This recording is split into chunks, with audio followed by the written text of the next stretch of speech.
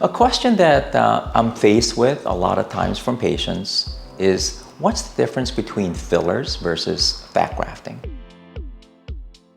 And it really is about addressing volumization. As we get older, or some people just genetically, we lack fat or we lack volume in our face in certain areas. Fillers consist of pre-formulated products that comes in a syringe that we can readily inject. There's no downtime, there is no recovery time, and there are different types of fillers for different locations and the kind of expectations that patients are looking for. But this is certainly what we call a bedside procedure, meaning it's non-surgical, versus fat grafting, which is being able to harvest fat from your body and transferring it to certain locations of your face or body that requires it. Fat grafting is really great, and it is the gold standard for volumization, especially large surface area. So if somebody's face is really hollow and requires multiple locations that need volumization, such as the temple, submalar region, a lot of area like along the cheek area, then fat grafting really is a better solution because it is actually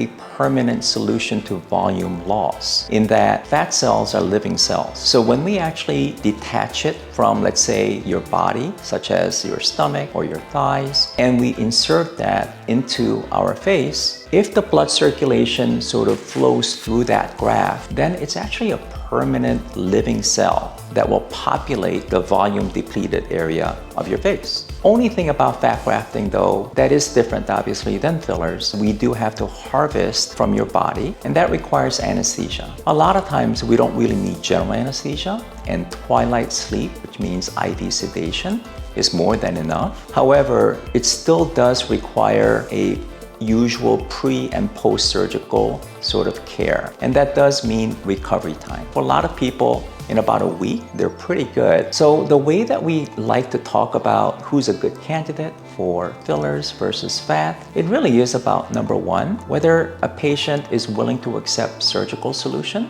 versus non-surgical. The second really is, how much of a volume do we really need to replace? If it's just a small area, then certainly I think fat grafting is an overkill and filler is more than enough. And then if somebody requires filling of like lines, wrinkles, such as, let's say, smile line, the nasolabial fold, then filler really is more superior in terms of results, as well as obviously convenience. Now, who really aren't really good candidates for fat grafting? Even if they're okay with surgery, if they don't really have much fat in their body and the source of fat is really limited, then fat grafting is really not a very good alternative for them, and therefore filler is better. So it really depends upon patients, and that's why a full in-depth consultation with a doctor is really necessary to be able to kind of talk about the alternatives, the pros and cons of each, fillers versus fat.